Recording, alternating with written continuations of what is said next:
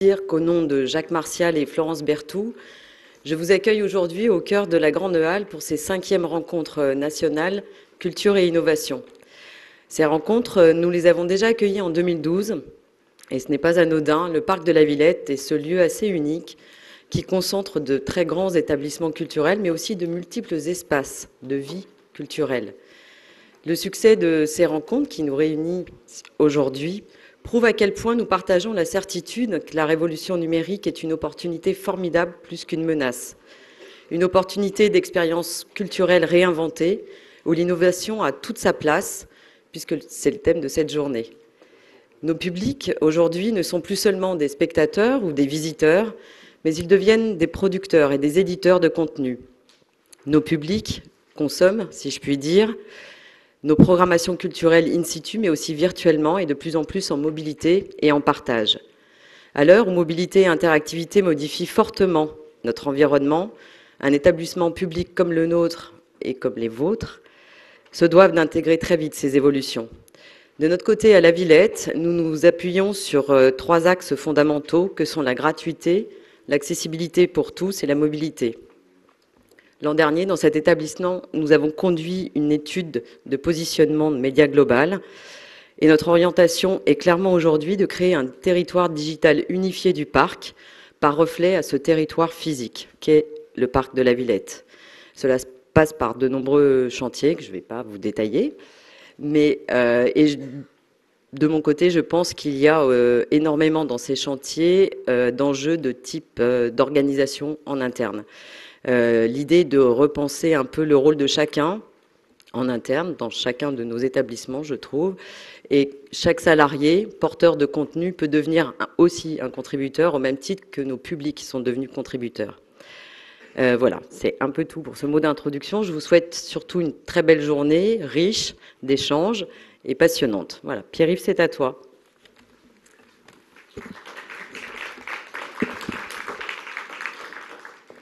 Merci beaucoup, Delphine. Donc comme vient de vous le dire, Delphine, effectivement, on est presque des fidèles ou des abonnés au parc de la Villette, puisque ça fait maintenant, c'est la 3e année qu'on est sur le parc, l'année dernière à la Cité des Sciences, et donc en 2012, ici même. Nous avions déjà un peu froid en 2012, mais ça va s'arranger. Merci beaucoup encore à toute l'équipe du Parc et de la Grande Halle de la Villette. Je voudrais remercier les professionnels des musées, de la culture, du patrimoine, qui représentent plus de 180 institutions et entreprises inscrites, d'être là avec nous ce matin. Un merci particulier pour nos amis francophones de Monaco, de Belgique et de Suisse. J'aimerais également remercier nos partenaires, les partenaires de cette journée, le Journal des Arts, qui nous a accompagnés dans la promotion de la rencontre et a réalisé l'enquête que vous pouvez lire dans le numéro qui est paru ce matin et que vous avez dû avoir en retirant vos badges. L'AMCSTI qui nous permet d'entretenir une relation forte avec le monde de la culture scientifique. L'école EAC, dont les étudiants participent activement à l'organisation de cette journée depuis maintenant 3 ans, et au bon déroulement de la journée, notamment par le biais des comptes rendus et de l'animation des réseaux sociaux. Et remercier Orange, qui nous a permis de faire la captation vidéo de la journée, captation qui vous permettra de retrouver en ligne l'ensemble des discussions, des tables rondes, des interventions. Nous mettrons les séquences sur le site du CLIC et sur les plateformes vidéo, ainsi que sur iTunes prochainement. Alors, je vais faire juste un tout petit rappel sur le CLIC. Le CLIC entre dans sa 6e année, puisqu'il a été créé en octobre 2008, et fête aujourd'hui ses 5e rencontres nationales. Donc, en 7 chiffres, le CLIC France a organisé 40 événements depuis 2008, qui ont accueilli en cumulé plus de 1200 professionnels. Le CLIC compte depuis hier 94 membres, enfin à la date d'hier 94 membres, et qui ensemble animent ou gèrent 350 lieux culturels. Sur l'ensemble des réseaux sociaux, nous avons 8000 amis cumulés. Là, je dis bien cumulés. Nous avons des amis qui sont très fidèles et qui nous suivent sur tous les réseaux sociaux. Et enfin, sur le site internet du CLIC, qui a été lancé en 2009, nous avons publié 995 articles qui ont généré, pour vous donner une idée de l'audience, 100 000 visites en 2013. Alors, il y a 3 ans, je crois, on avait ouvert cette journée par une présentation de l'IFOP, déjà, qui avait été l'une des présentations préférées de la journée du CLIC. Et donc, nous sommes particulièrement heureux de pouvoir accueillir à nouveau l'IFOP pour ouvrir cette journée. Il nous a semblé intéressant de commencer par une sorte de panorama de l'usage, des pratiques, des équipements des Français et du numérique, ce qui vous permet de mieux connaître vos publics, votre public, et d'adapter votre stratégie. Donc, je suis heureux d'accueillir ici à ce micro Raphaël Berger. Vous êtes le directeur médias et numérique, donc vous êtes l'homme de la situation à l'IFOP. Donc, je vous laisse les commandes. Et on prendra, alors on a un tout petit peu de retard, mais on prendra peut-être une question après. Mais je vous laisse la parole tout de suite. 20 minutes, 25. Et c'est là pour avancer. C'est là. Très bien, donc bonjour à toutes et à tous. Donc merci beaucoup, je suis ravi en effet d'intervenir ici au CLIC, donc 3 ans après une précédente présentation réalisée par un de mes collègues de l'IFOP. Donc rapidement, l'IFOP, nous sommes un institut d'études et de sondage, un des plus vieux de la place, créé en 1938. Donc et nous intervenons sur différents champs, que ce soit l'opinion, la politique, vous en entendrez certainement parler à l'occasion de ces élections municipales, et plus précisément en ce qui me concerne, à la direction du département médias et numérique. Nous intervenons dans tout le champ en fait des pratiques médias pour des acteurs de la télévision, de la presse quotidienne nationale, régionale, presse magazine, et des acteurs évidemment du numérique au sens large, c'est-à-dire des opérateurs télécoms, des acteurs du web, et des acteurs encore au sens plus large de l'industrie culturelle, tels que par exemple l'Adopi, pour qui nous réalisons un baromètre par exemple des pratiques de consommation illicites. Donc aujourd'hui un panorama des équipements, d'abord pour commencer, donc quelques petites données de cadrage concernant les Français et le numérique. Donc les Français sont bien équipés, on va parler en termes d'écran, donc on l'a vu, je voyais tout à l'heure sur les images qui étaient en train de tourner, donc ces adaptations de peinture avec chaque fois un iPad ou un iPhone, très intéressant, très bien. Donc ce qu'on voit, c'est que 78% des Français, donc 41 millions d'individus aujourd'hui, sont équipés d'un ordinateur fixe ou portable. Donc là, quelques chiffres pour bien cadrer. Donc c'est important aujourd'hui, quasiment presque tout le monde. En ce qui concerne le smartphone, on est à 27 millions d'individus, 52% de la population de 15 ans et plus. Donc là aussi, un équipement un équipement qui est vraiment en train de se banaliser. Donc on reviendra après pour voir qu'est-ce que ça peut avoir comme conséquence pour vous. Et enfin, concernant la tablette, on est là cette fois en foyer, 11,5 millions d'équipés de tablettes, soit 7 millions de foyers, puisque la tablette est un équipement qui est plutôt foyer. En fait, ce qu'on a, c'est que dans ces types d'équipements, rapidement, on a évidemment un équipement à la fois personnel et foyer, qui est l'ordinateur, plusieurs ordinateurs dans les foyers, donc souvent un ordinateur fixe, ensuite un ordinateur portable.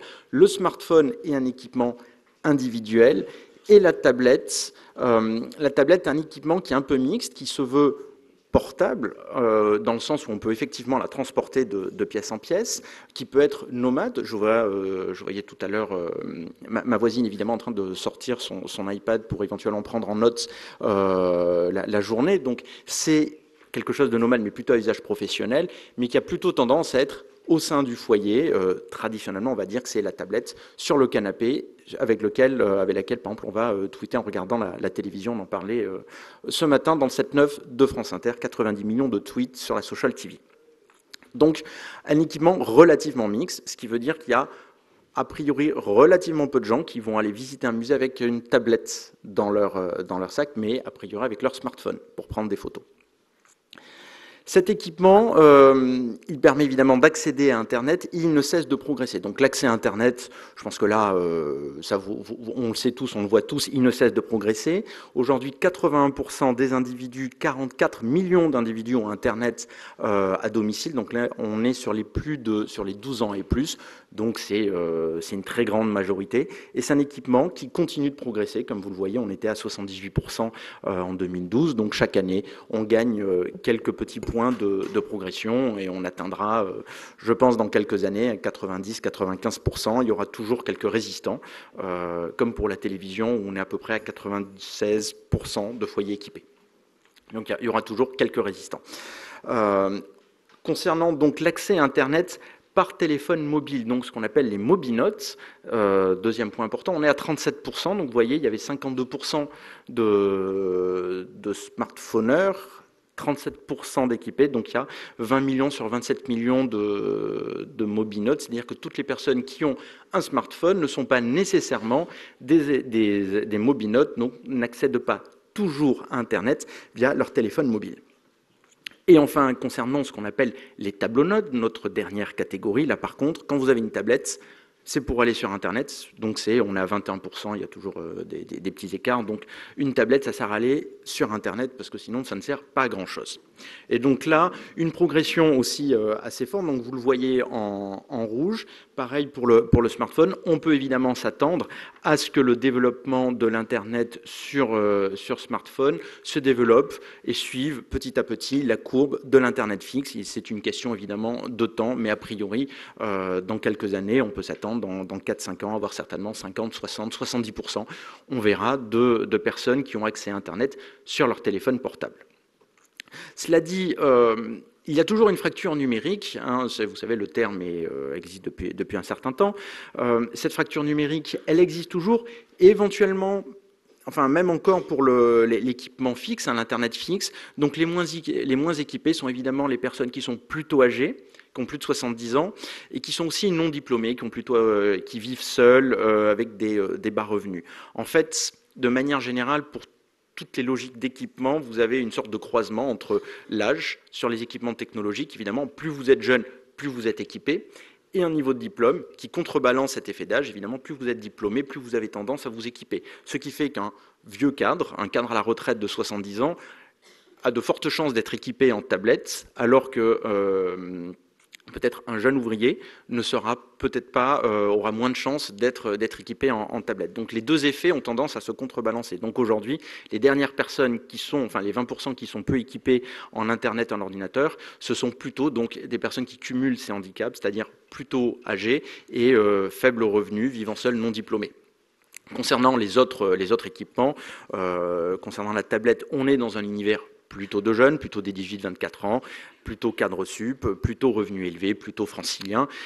Et c'est à peu près la même chose pour le smartphone, enfin de façon un peu plus atténuée. Là aussi, c'est plutôt des moins de 40 ans, donc c'est un peu plus âgé, aussi un peu plus cadre supérieur.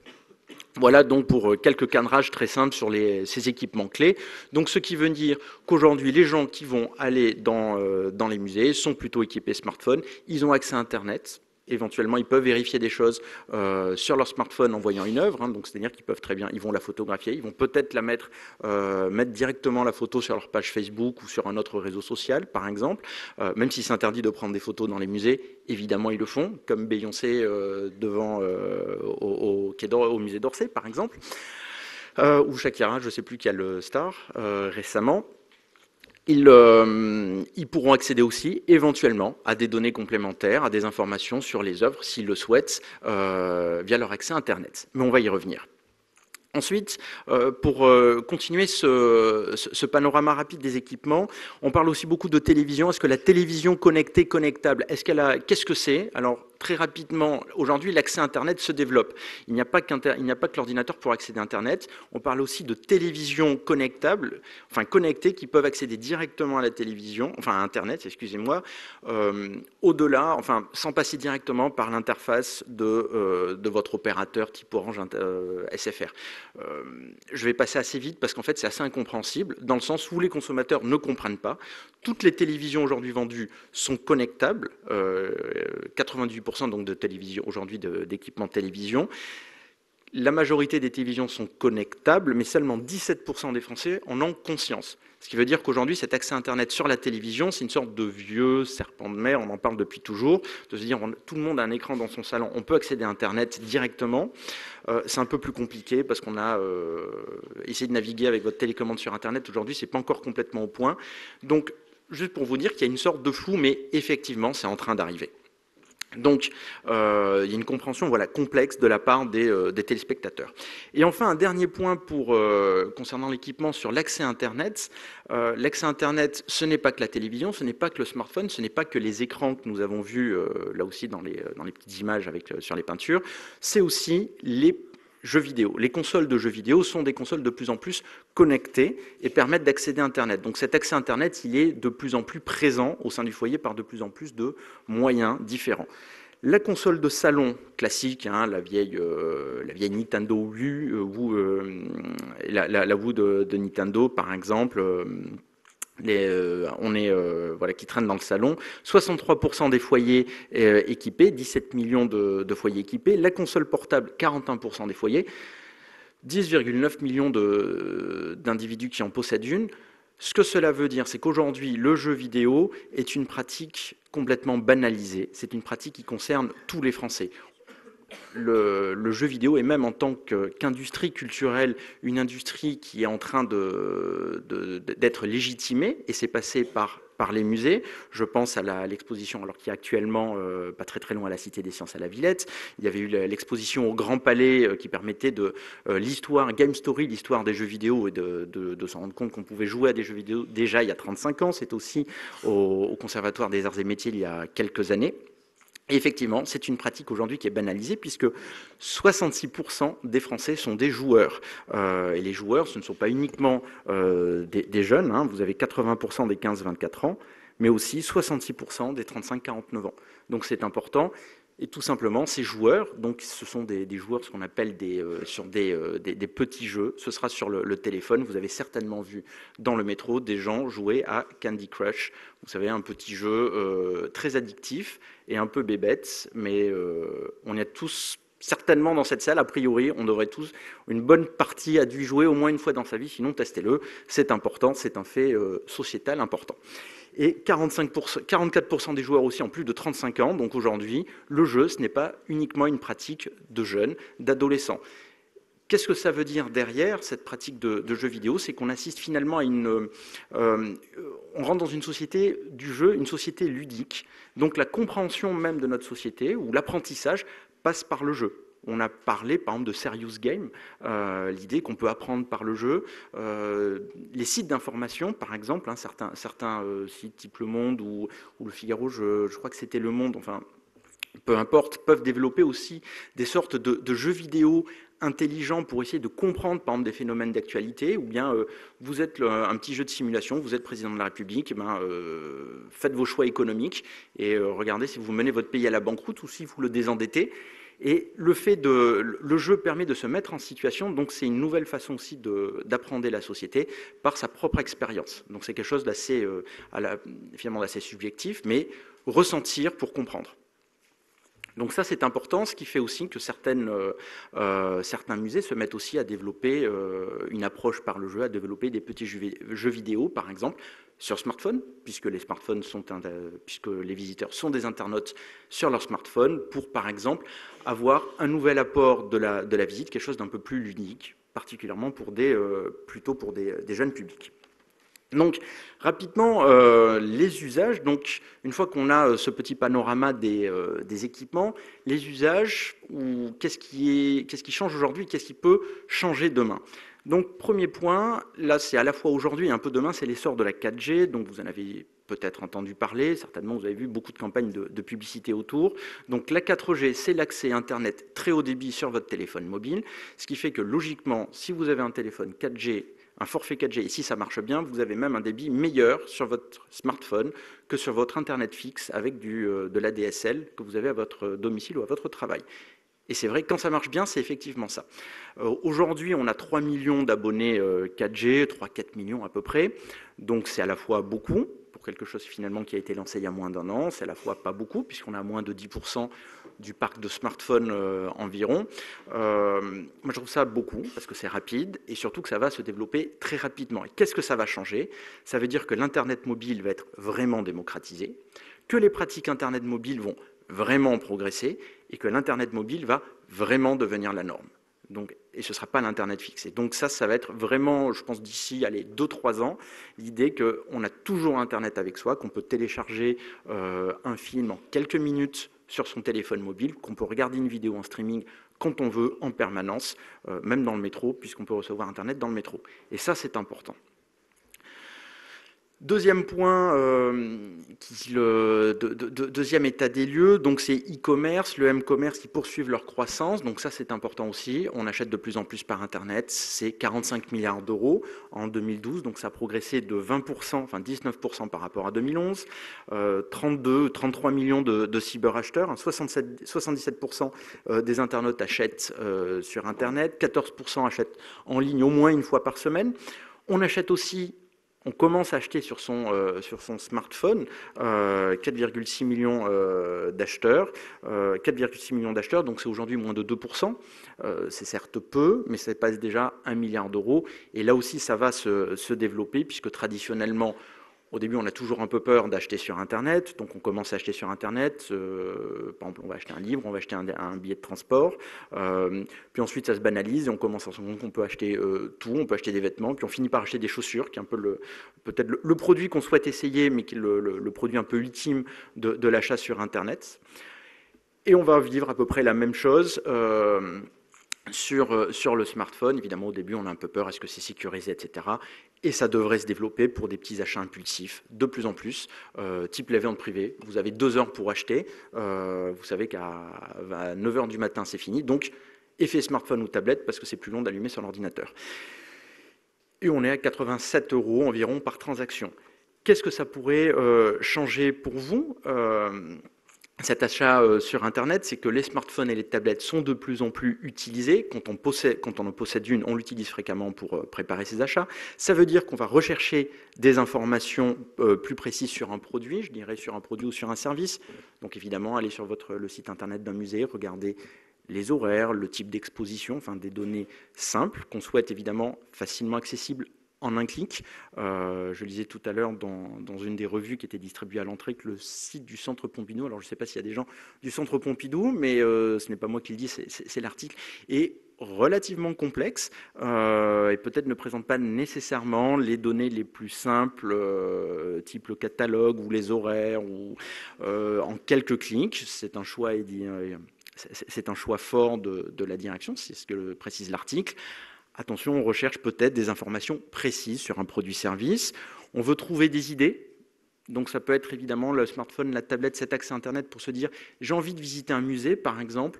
Qu'est-ce que je pourrais voir? Est-ce que ça va me donner des idées? Comment susciter même cette idée, même plus largement de sortie? J'ai envie de passer un moment avec je sais pas moi, en famille, avec mes enfants, avec des enfants de moins de 10-12 ans. Quel type de sortie familiale puis-je faire? Typiquement, le genre d'entrée qu'on peut rentrer sur Google. Ça peut être localiser un magasin pour s'y déplacer, consulter les horaires, ce que je vous disais. Donc, les données pratiques. Donc, voilà un peu pour cet usage de MHA, de e-commerce. Donc, ça veut dire aussi, n'oublions pas, la réservation du billet de visite, du billet d'entrée sur le site Internet d'un musée. Donc, là, c'est aussi quelque chose d'assez simple. On va préparer sa visite en ligne. On a envie peut-être d'avoir un billet électronique que l'on puisse imprimer ou à la rigueur directement sur son smartphone avec, si possible, une case horaire, une tranche horaire pour éviter la queue. Enfin là, j'extrapole, ce n'est pas nécessairement ce que nous dit l'étude, mais on peut s'attendre à ce que ce soit un type d'attente à la fois simple et peut-être relativement complexe à mettre en place de votre côté. Je parle sous votre contrôle. Concernant, enfin, un point important des pratiques, des pratiques numériques, évidemment, les réseaux sociaux, tout le monde en parle. Quelques articles étaient sortis il y a quelques temps il y a quelques jours ou quelques semaines. Dans 3 ans, Facebook va disparaître, plus personne ne sera sur Facebook. Mythe ou réalité, délicat, je ne me prononcerai pas. Ce que nous constatons à l'IFOP via l'Observatoire des réseaux sociaux que nous menons depuis 2007, c'est que l'inscription aux réseaux sociaux ne se tarit pas, elle continue de progresser. 86% des internautes sont membres d'au moins un réseau social. Il y a même eu un petit pic en 2009, là, une espèce d'explosion, ça c'était l'explosion de Facebook, mais cela continue, cela ne s'arrête pas. Et cette progression, elle est importante dans le sens où on est de plus en plus membres de plus en plus de réseaux sociaux. On était à 1,9 réseaux sociaux en moyenne par personne en 2009, on est à 4,5 réseaux sociaux en 2013, tout simplement une multi-inscription. Il y a de plus en plus de réseaux sociaux, je vais en parler rapidement. Donc avec de plus en plus de réseaux sociaux, évidemment, on s'inscrit à de plus en plus de réseaux sociaux parce qu'on a peur de rater un réseau social, parce qu'il y a un effet un peu de mode, et aussi parce qu'il n'y a pas d'incitation à la désinscription. S'inscrire sur un réseau social et ne rien y faire, et être un membre passif, il n'y a pas de conséquences négatives. Donc pourquoi se désinscrire? En plus, on sait que la désinscription est particulièrement complexe. Essayer de vous désinscrire de Facebook, c'est difficile. Donc, en termes de réseaux sociaux, si on parle de notoriété, alors classiquement, évidemment, c'est Facebook qui est le réseau social le plus connu. Là, on parle de notoriété, 97% des Français le connaissent. YouTube, qui est un réseau social, ne l'oublions pas. C'est un très beau réseau social, puisque la force de YouTube, c'est de présenter, certes, des contenus de chaînes, de marques, de publicités, ce que vous voulez, mais surtout du contenu d'individus personnels qui va produire lui-même son contenu, ce qu'on appelle en bon français de l'UGC, User Generated Content, via soit son petit studio dans son appartement. C'est comme ça que débutent des personnes comme Cyprien ou Norman qui font des vidéos, peut-être que vous avez vu, ou alors vos adolescents de fils peut-être ont vu. Et donc on est bien dans du réseau social. Et le troisième point, troisième réseau social donc le plus connu, c'est Twitter, donc évidemment très très fort effet de notoriété, effet de connaissance. En termes d'usage, on y verra, il y a un léger décalage.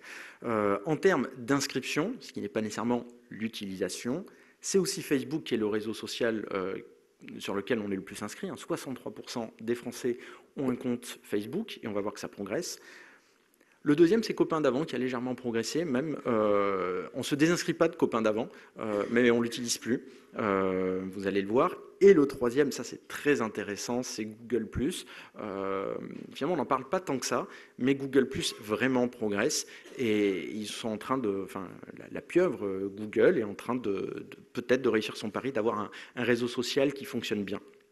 C'est ce qu'on voit sur cette courbe de progression. Vous voyez Facebook qui continue de progresser, 2012-2013, plus 11 points plus 9 points d'inscription.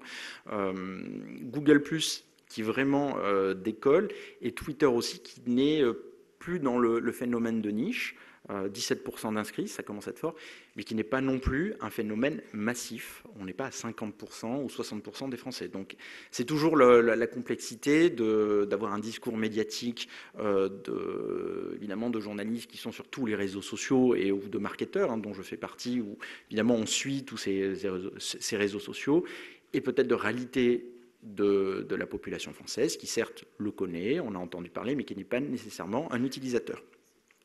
Et donc, pour un peu synthétiser ces réseaux sociaux, alors la courbe, si vous voyez un peu les points, donc vous avez en abscisse le taux d'inscrits, donc plus vous êtes vers la droite, plus vous avez d'inscrits, donc Facebook, il est même en dehors du cadre. Par exemple, un Skype, on peut le considérer comme un réseau social, 50% des gens sont inscrits. Vous voyez, Copain d'avant, on est bien à 35% d'inscrits. Vous avez en ordonnée le taux d'utilisation, on va dire, au moins hebdomadaire, parmi les inscrits. Donc en clair, si vous êtes inscrit certes, mais est-ce que les inscrits l'utilisent beaucoup? Donc Facebook, là aussi, c'est intéressant, vous avez à la fois beaucoup d'inscrits, et quand on est inscrit, on a quand même tendance à l'utiliser au moins une fois par semaine. Donc là, c'est un peu le jackpot, c'est clairement le réseau social qu'on utilise le plus. Alors en fait, je commençais par l'autre côté. excusez-moi, c'est la base d'inscrits moyenne. Vous avez à la fois peu d'inscrits, mais ceux qui sont inscrits, ils sont assez actifs. Donc la question, c'est est-ce qu'on est sur un marché, sur des réseaux de demain, qui ont un cœur d'utilisateurs qui vont se développer, ou est-ce qu'on va rester sur des marchés de niche? Question ouverte, parce que tous les réseaux ne peuvent pas être Facebook, puisque la propre d'un effet réseau, c'est qu'un réseau, il n'y en a qu'un. C'est difficile d'avoir 3 réseaux importants parce que ça prend du temps d'animer son réseau. Vous le voyez par exemple entre un Viadeo et un LinkedIn, c'est difficile d'animer autant ces 2 réseaux professionnels. À un moment donné, il faut choisir, ça prend trop de temps. Donc il n'y en a qu'un. Donc après, il peut y avoir des effets de niche. Donc là, vous avez des Pinterest, des Tumblr, on va un peu en reparler, qui peut-être vont décoller. Vous avez ensuite donc les réseaux, beaucoup d'inscrits et beaucoup d'utilisation. Donc c'est un YouTube, c'est un Google+, c'est un Facebook. Donc ça, c'est vraiment des réseaux dont, ce me semble, il me paraît difficile en tout cas aujourd'hui d'en présager, d'en déterminer la disparition. Surtout à horizon 3 ans, mais ma foi, on verra. Et enfin, des réseaux qui sont peut-être en déclin, en train de mourir. Donc vous avez une base d'inscrits importante, mais peu active. Soit ils vont vraiment décoller, ça je ne crois pas, ils sont plutôt ceux-là en baisse. Donc voilà ce panorama des réseaux sociaux. Alors ce que ça nous dit derrière en fait sur Internet et sur finalement le numérique, ça nous donne 3 tendances fortes qu'on va analyser, c'est l'importance du rapport à l'image, le développement des sites de streaming, donc c'est un changement culturel, même dans l'économie de la culture, en tout cas des biens culturels, et l'importance des réseaux professionnels. Je crois qu'il faut que je me dépêche un peu. L'image, elle est au cœur des usages Internet. Donc rapidement, vous avez Instagram, vous en avez certainement entendu parler, puisque 51% des Français en ont entendu parler, mais seulement 6% d'utilisateurs. Pinterest, un peu moins connu, là même vraiment moins connu, 15% de notoriété, 3% d'inscription. Donc ce rapport à l'image, il est important. On développe de plus en plus de réseaux sociaux liés à l'image. Les Français le connaissent plus ou moins. Pour l'instant, l'utilisation elle est relativement faible. J'aurais tendance à penser qu'elle devrait progresser. Et de manière générale, ce rapport à l'image, il est fort. D'ailleurs, une fois encore, dans les tableaux retouchés de présentation tout à l'heure, tout le monde avait son écran en train de regarder une image. Donc oui, notre société aujourd'hui, elle passe par un rapport à l'image. La communication, elle est certes verbale, elle est écrite, c'est le tweet, mais le tweet, il fonctionne quand même mieux avec des images. Rôle renforcé d'image, même chez Twitter, maintenant on peut coller des images, et ça c'est peut-être un des moteurs aussi de forte progression de Twitter, en tout cas d'une utilisation plus agréable. Et Snapchat, par exemple, si vous connaissez, c'est la petite application qui permet d'envoyer des photos qui s'autodétruisent en bout de 5 à 10 secondes. Sauf maintenant qu'on a trouvé des codes pour les garder, ce qui permettait d'envoyer des photos sympathiques. C'est les adolescents surtout qui utilisent, et qui permettait de s'effacer avec aussi un petit texte dessus, mais maintenant, peut-être que la valeur va baisser puisque ces images ne vont plus complètement s'auto-détruire. Donc ça, c'est un rapport important à l'image. Ça, c'est important pour vous, les musées, puisque les musées ne présentent pas que des tableaux, mais dans ce qu'on a vu, il y en a quand même beaucoup, mais pas que, il y a des tableaux, il y a des peintures. Le fait que vous soyez, par exemple, que de plus en plus de musées soient sur le Google Art Project, qui permet de montrer le contenu des musées. Donc ce rapport à l'image, il est très important, il devrait se développer, puisque finalement, un dessin, une image vaut mieux qu'un long discours, et ça permet aussi de dégager un discours peut-être plus émotionnel qu'un discours écrit, qu'un discours verbal, par exemple. Et c'est vrai, c'est compliqué, soit de décrire, ou même d'être intelligent dans 140 caractères avec Twitter. C'est un exercice d'aphorisme difficile. Le deuxième point qui est important, c'est le streaming. Ce streaming qui s'impose, alors si je passe assez vite les chiffres, c'est YouTube avec 27% d'inscrits, Dailymotion, seulement 9%, vous voyez, effet réseau. Est-ce qu'on peut être vraiment sur les 2 réseaux, même notoriété, mais même en termes d'utilisation, on n'est pas sur les mêmes taux. À horizon 3 ou 4 ans, est-ce que les 2 seront encore, est-ce que autant utilisés en France existeront les 2, on verra. Pareil pour les sites de streaming musicaux, Deezer et Spotify, je passe assez vite sur les chiffres. Deezer aujourd'hui un leader français, Spotify qui est plutôt en émergence. Qu'est-ce que cela signifie? C'est que l'âge de l'accès, théorisé il y a déjà bien 15 ou 20 ans par Jeremy Rifkin, est enfin arrivé. Donc le streaming dépasse la VOD ou le téléchargement. On a parlé de 4G tout à l'heure, donc ça rend ce streaming, cet accès aux œuvres, en fait, se fera aussi en mobilité. Ça, c'est important.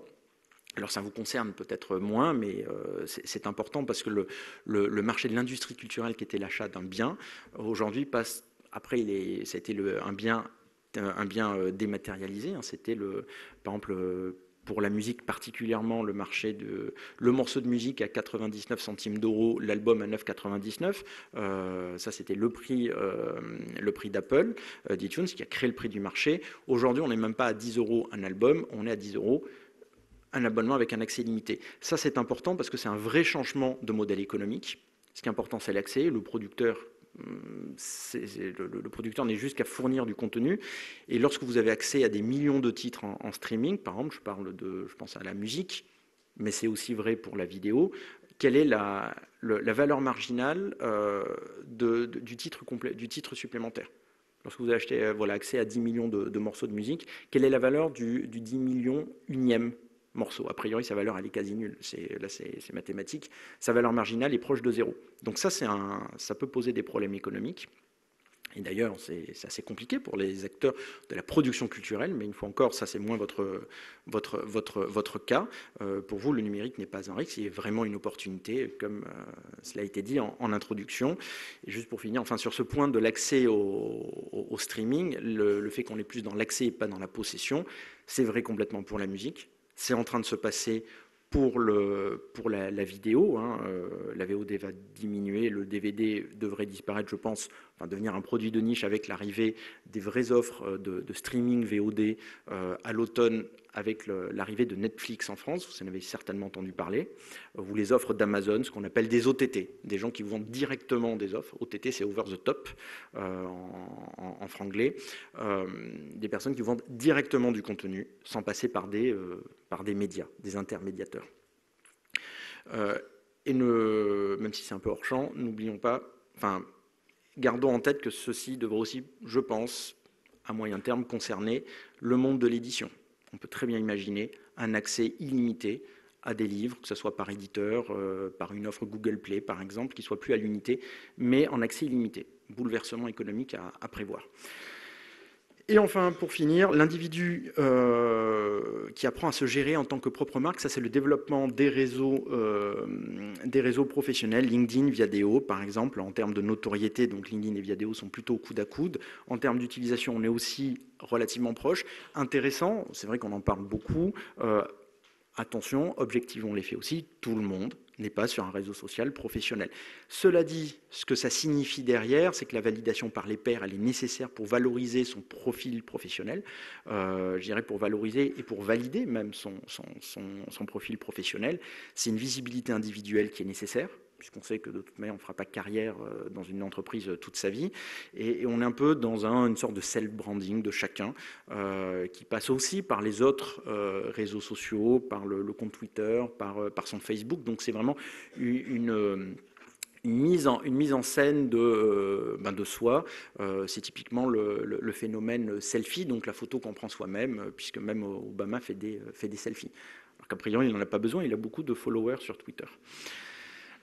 Donc pour conclure, en termes d'impact, donc culture et numérique, qu'est-ce que ça peut changer, même si on en a déjà un peu parlé, qu'est-ce qui devrait arriver? Alors, ce qui va arriver demain, c'est la télévision 4K. Là, je rentre toujours par une approche très technologique pour essayer ensuite de voir de façon plus large ce que ça peut changer.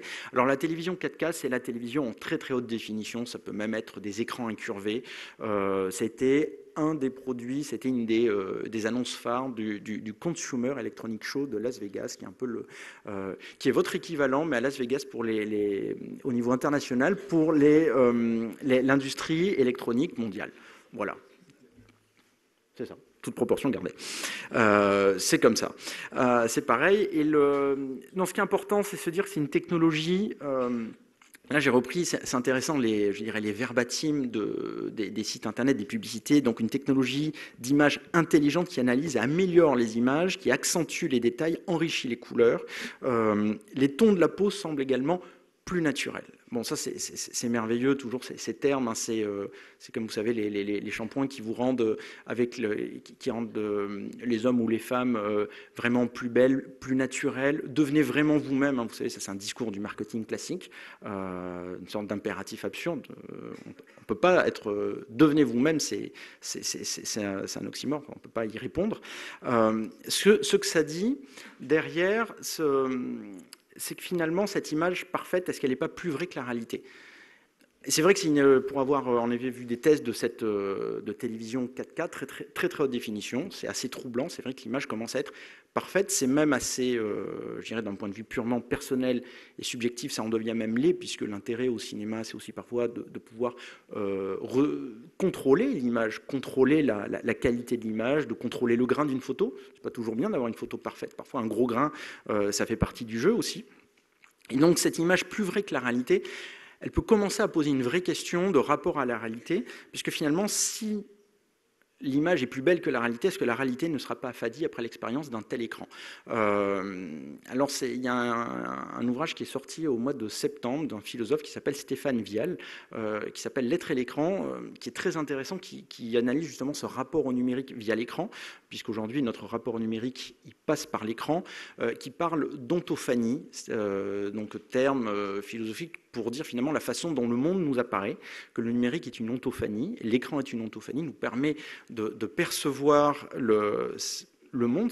Le monde nous apparaît via l'écran, pas que, heureusement, là on est en train de se parler sans écran, mais de plus en plus, et se dire que finalement par cet écran, est-ce que la réalité derrière, est-ce que c'est une nouvelle façon de percevoir la réalité, mais quelle sera la perception de la réalité sans écran une fois qu'on est passé par l'écran?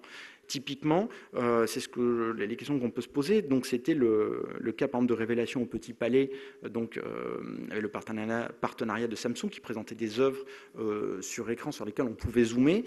Et quelle est finalement la meilleure expérience ou la vraie expérience d'un tableau? Est-ce que c'est l'expérience à 1,50 m avec des gens devant, ou une expérience sur un écran sur lequel on peut zoomer et voir des détails qu'on ne pourrait jamais voir dans un musée parce qu'on ne peut pas s'approcher aussi près du tableau? Ça, c'est une vraie question. Est-ce que finalement, on ne pourrait pas ne pas être déçu en voyant le vrai tableau ou la vraie œuvre qu'on avait vu via un écran? Une fois encore, tout à l'heure, en feuilletant le magazine, là, je ne sais plus quel magazine sur culture et musée, avec un dossier sur le numérique, donc vite, je l'ai feuilleté pour voir si je n'allais pas dire de bêtises, et qui parlait évidemment du syndrome de Stendhal, hein, qui voit des œuvres qui s'évanouissent. Est-ce que là, on ne serait pas justement dans l'anti-syndrome de Stendhal, finalement, de la déception? C'est une vraie question ouverte qu'on peut poser. Deuxième point qui devrait arriver demain, c'est les objets connectés. Ça aussi, c'était une des grandes annonces de ce salon à Las Vegas. C'est la couverture du magazine Wired, qui est une sorte de bible des geeks de San Francisco sur l'Internet, mais qui est vraiment très intéressant. Très rapidement, il y a 3 types d'objets connectés. Vous en avez peut-être entendu parler. Il y a ce qu'on peut appeler les objets connectés inputs, ceux que vous allez mettre sur vous, qui vont plutôt collecter vos propres données. Typiquement, c'était déjà un peu le podomètre, la montre podomètre. On était dans une sorte d'objet, sauf qu'il n'était pas connecté. Mais c'est le bracelet, par exemple, qui va prendre votre tension, qui va la renvoyer en permanence sur votre smartphone pour avoir, je ne sais pas moi, des courbes, des analyses avec des logiciels, des courbes de pression artérielle, etc. Donc ça, c'est ce qu'on appelle un peu le quantified self, ce qui permet de créer et de quantifier ses propres données personnelles. Vous avez ensuite l'output. L'output, c'est ce qui permet en fait d'accéder à Internet ou à d'autres données, mais plutôt extérieures. Typiquement, c'est les Google Glass, donc l'exemple dont on a tous beaucoup entendu parler, donc le petit écran qui permet d'accéder à Internet finalement encore plus simplement qu'avec son smartphone. Donc là, on est bien encore dans l'écran le plus proche finalement de l'œil. Enfin, il est sur un verre de lunettes, et je pense que l'étape suivante, ce sera sur la lentille, puisque Google est en train de mettre en place des lentilles connectées. Et ça devrait se faire, certainement, il n'y a pas de raison que ça ne se fasse pas dans 5, 10, 15 ans. Et enfin, ce qu'on appelle le machine-to-machine. Donc ça, c'est les machines qui communiquent entre elles. Typiquement, c'est la cafetière Nespresso connectée qui commande automatiquement des cartouches une fois qu'il n'y a plus de stock. Ça, c'est plutôt un usage professionnel. C'est le vieux rêve aussi de la domotique, du frigo, qui détecte qu'il n'y a plus de yaourt, qui va commander automatiquement des yaourts. On n'y est pas encore, mais là, on pourrait commencer à y arriver.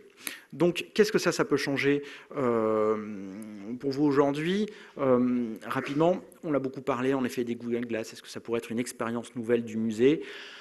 À voir, sachant que, ça vous le savez mieux que moi, il me semble que les audioguides sont pas toujours si utilisés que ça. Enfin, tout ce qui est aide à la visite, c'est important, mais ce n'est pas nécessairement le plus utilisé. En tout cas, je ne pense pas que 90% de vos visiteurs les utilisent. Il y a aussi un article sur l'audioguide très intéressant.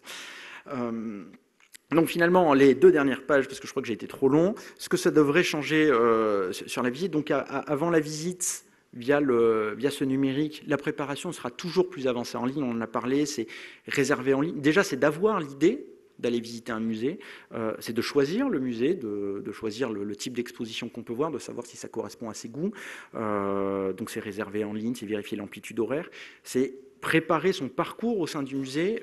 Ça peut être via, par exemple, un Google Art Project qui permet, l'autre jour j'étais sur le site du Quai Branly, et c'est vrai que c'est assez fascinant de visiter vraiment en virtuel le Quai Branly, déjà de choisir quel sera quel sera le département qu'on va visiter, c'est accéder aux collections en ligne.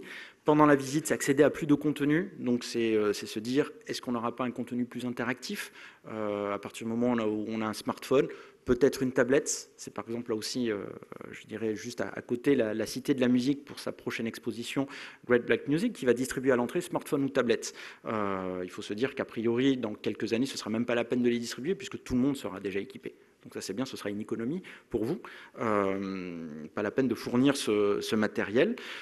Éventuellement, une réalité augmentée avec Google Glass, bon, ça c'est vraiment à voir. Et après la visite, c'est l'idée d'approfondir via le site internet, de revenir sur des œuvres qu'on a aimées, d'avoir un peu plus d'informations. C'est de continuer la visite, évidemment, de continuer de poursuivre ce lien avec le visiteur, avec le spectateur, je dirais, d'œuvres, de créer du lien, même après la visite, puisque cette expérience finalement de visite, elle n'est pas que pendant, elle est aussi après. Donc c'est partager l'expérience, c'est l'échange par exemple. Donc ce numérique, il est effectivement une chance pour vous, parce qu'il peut être un complément de la visite. Mais le musée, ça reste une expérience individuelle, c'est aussi, enfin pas qu'individuelle justement, c'est aussi une expérience sociale, donc c'est aussi un lieu de rencontre physique, c'est un lieu d'échange avec les personnes avec qui on visite, donc c'est un loisir de sociabilité. Donc dans le sens, cet accès à l'œuvre, même physique, ce n'est pas le seul moteur de la visite, me semble. Il y a aussi cette idée de partage, donc le numérique, et ça c'est une chance pour vous, ne peut pas se substituer complètement à l'œuvre physique, à l'expérience, au rapport qu'on a à l'œuvre physique, qui peut être, j'espère encore, un choc stendhalien qu'on peut, j'espère, tous avoir un jour ou l'autre face à une œuvre. Ce qui n'est pas du tout le cas des industries culturelles classiques, parce que finalement, le plaisir qu'on peut avoir à écouter un morceau de musique, à un moment donné, est-ce que c'est vraiment important qu'il soit sur un 33 tours, un CD ou un MP3 enfin, on peut en discuter, mais a priori, ce rapport au support de l'œuvre est beaucoup moins fort dans les autres industries culturelles. Et c'est une expérience qui peut et qui doit encore être améliorée par opposition à la visite virtuelle, justement. Le numérique peut vous aider à renforcer l'expérience, finalement, avec une immersion complète dont le musée reste le centre. Le numérique, c'est plutôt le cadre, mais c'est l'œuvre et c'est le musée qui reste l'expérience. Ça permet aussi de proposer des expériences inédites, plus largement, et là, au-delà du numérique, donc renforcer votre expérience de visite. C'était par exemple les concerts dans les salles du Louvre, quand ils font 1 fois par an ou 2 fois par an des nocturnes un peu, je dirais, multiculturels. C'est le partage, évidemment, et c'est la quête de sens.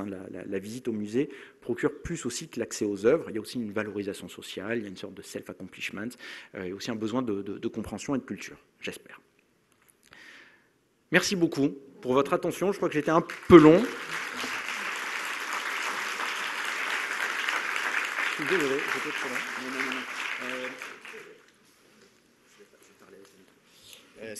Merci beaucoup. Vous nous avez autorisé à mettre en ligne la présentation. Donc, comme vous avez accéléré en fin de parcours, on mettra la présentation en ligne dès lundi dans la page de la conférence. Merci beaucoup. On ne va pas avoir le temps, par contre, de prendre une question. Désolé. Mais parce on a déjà un petit peu de retard. Ou alors on en prend qu'une seule. On n'en prend qu'une seule. Ah, Guillaume. Il faut sélectionner. Alors une bonne question, s'il vous plaît. C'est une bonne question, Guillaume. Hein, attention.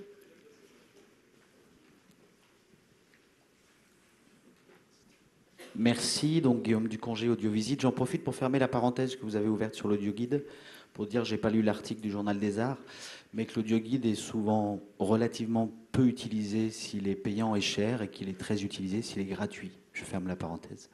Oui, j'ai une question. Avez-vous des analyses, des informations, des enquêtes sur qu'est-ce qui fait qu'on utilise l'Internet mobile, c'est-à-dire dans certains territoires d'usage, dans certains contextes? Je m'explique. On n'imagine pas du tout utiliser l'Internet mobile lorsqu'on est au cinéma ou au théâtre. On pourrait tout à fait tweeter pendant une pièce de théâtre. Or, on le fait pendant un concert de musique pop ou rock. Est-ce que le musée va rester plutôt un sanctuaire ou est-ce qu'il va être plutôt un lieu complètement ouvert dans lequel on va avoir constamment un mobile à la main? J'ai pas de réponse. Est-ce que vous en avez en tout cas sur ce qu'il va faire, qui va plutôt basculer d'un côté que de l'autre? C'était ma question. Alors c'est une très bonne question. Aujourd'hui, je n'ai pas d'éléments chiffrés ou d'études spécifiques. Ce que vous dites, par exemple, effectivement, on ne tweete pas au cinéma parce qu'en fait, il y a peut-être pour une raison simple, ou au théâtre parce qu'on est dans le noir, qu'on ne peut pas parler, qu'on ne peut pas déranger. Donc puis on demande toujours d'éteindre son portable quand on rentre au théâtre ou au cinéma. Et heureusement, les gens sont relativement polis, ont plutôt tendance à le faire. Sur le musée, à partir du moment où on est quand même dans un moment de vie, d'échange, de discussion, à partir du moment où on visite avec d'autres personnes, ça me paraît... je ne vois pas pourquoi on n'utiliserait pas son mobile sans être pour autant, évidemment, figé, vissé à son smartphone. Mais je ne vois, j'ai pas de raison a priori de me dire que les gens vont, en rentrant dans un musée, vont l'éteindre. Et c'est pas nécessairement une notion de sanctuaire, c'est que c'est pas nécessairement ne pas le sanctuariser, le musée, que d'y aller avec son smartphone. À la rigueur, même parfois dans une discussion entre amis, on peut quand même dire « Ah, excuse-moi, j'ai vraiment un email rapide, un truc, quelque chose à faire, à répondre ». Donc c'est plutôt presque un rapport de politesse parfois. Donc, a priori, ça ne m'étonnerait pas qu'on puisse l'utiliser comme dans un lieu plutôt public, normal, peut-être plus proche du concert, effectivement. Sauf qu'il n'y a pas l'idée d'un... Je ne suis pas sûr qu'on puisse tweeter, par exemple, il n'y a pas quelque chose, il n'y a pas un live comme un concert, l'exemple que vous avez pris, qui est un très bon exemple. On n'est pas en train de vivre un événement en direct, peut-être pas, parce qu'on voyait, si vous avez un choc, vous pouvez dire, tiens, je suis en train de visiter un musée, c'est super bien. Vous pouvez en effet prendre une photo et tout de suite la mettre sur votre compte Facebook pour la partager. Oui, après tout, comme un live finalement. Voilà, j'y pense à voix haute, puisque j'ai pas vraiment d'éléments, mais je pense que vous avez raison, ce serait peut-être plutôt comme un concert. Et en fait, je pense qu'il y a eu des expériences de live tweet intégrées à de l'opéra ou à du théâtre. Il me semble que j'ai vu passer ça quelque part. Je vais faire une petite recherche. Merci beaucoup, Raphaël. Merci beaucoup.